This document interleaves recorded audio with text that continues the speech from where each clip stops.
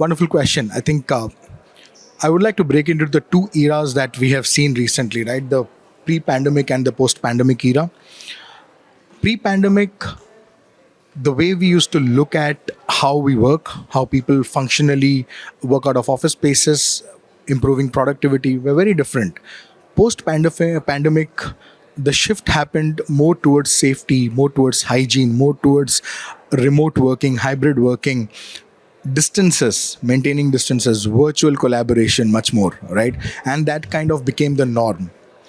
Now, when you give something to people, taking that facility back gets very challenging. Coming back to the norm and changing a lifestyle becomes very difficult, right? So the pre-pandemic era saw a different level of flexibility where it was synonymous to just remote working and whatever suited your location geographically. Right now, when it is called flexibility, you talk about flexibility as a state of mind or a physical state as well. We are more towards the work-life balance when it comes to the flexibility part of it. Even the employers or even the co-working operators term flexibility in a very different way now. They talk about zero lock-ins. They give no commitment required when it comes to the number of seats uptake, and they're being much more open and flexible and adapting to a lot of things. So I think the entire ecosystem is evolved in such a way right now that is more conducive to flexibility in whatever state, form, or structure it is. Wonderful. I think co-working evolved primarily to cater to the requirements of the different generation of people. Co-working is an answer to, I think, everything. Whether it's an organization who is expanding, growing big, whether it's an organization which is downsizing, whether it's a freelancer, whether it's an MNC, whether it's an SME, or it's a startup, right? So co-working addresses and answers to a whole lot of questions.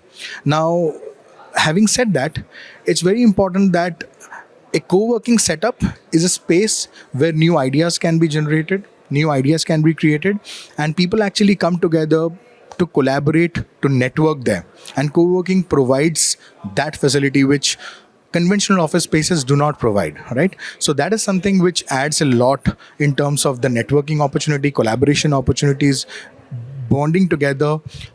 In terms of networking, they get access to a lot of investors. The startups can get a lot of access to investors. So the entire ecosystem surrounds across that. And the next thing is curating beautiful workspaces with great places to work in great locations, right? And the third thing is probably getting a good product or an experience at a very cheaper price, because co-working is a plug-and-play setup, right? And what otherwise a company would have had to pay through their nose, they don't have to, because it is all shared right now, right? So that's what co-working brings onto the table by addressing these three points. Thank you very much. Thanks for my time.